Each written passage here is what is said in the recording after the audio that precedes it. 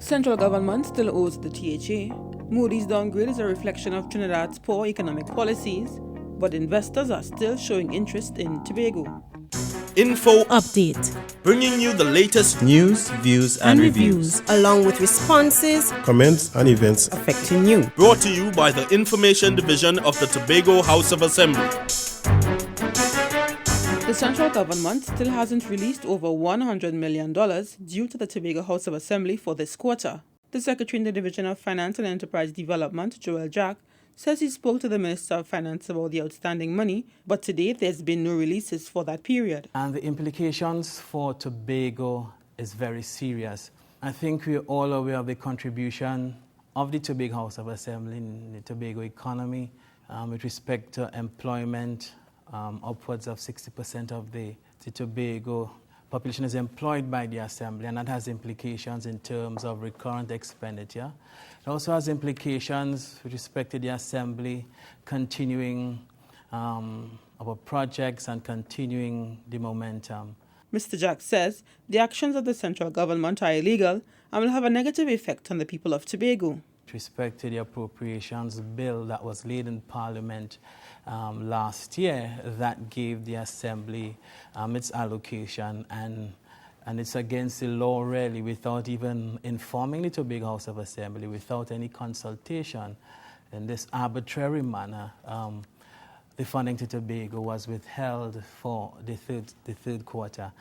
According to the appropriations bill, the Tobago House of Assembly should receive its quarterly allocations en bloc and in advance.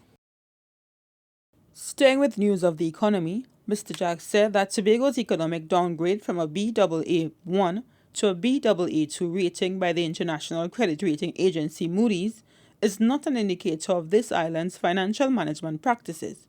Moody Mills explains. The Finance and Enterprise Development Secretary says that Moody's did an evaluation of Tobago's economic performance at the end of the last fiscal year and gave the island a positive rating. But the government's inability to manage the country's economy in light of falling oil prices and other issues has made Tobago vulnerable. This island's fortunes are linked to Trinidad because of sovereignty. Mr. Jack says, as a consequence, this is what happens. There can be challenges to efforts to access funding and to institute partnership arrangements to stimulate investment on the island. He says the government's decision to continue spending in spite of the downgrade will have serious implications for the economy. It could act to further dampen investor and consumer confidence in the national economy, and this would worsen the already limited prospects for growth in the national economy.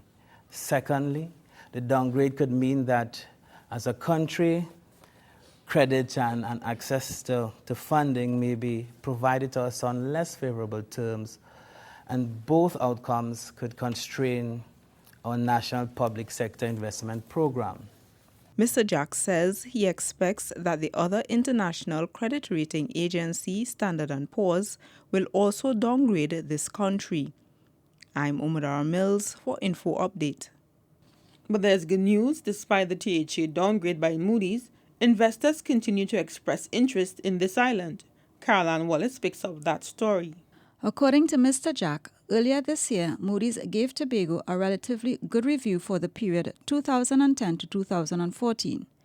He says this separate assessment highlights Tobago's strong financial management policies and manifests itself in other areas of the economy. We wish to reassure the people of Tobago and the national community that the measures which will be outlined in the upcoming budget presentation will seek to build on those strengths.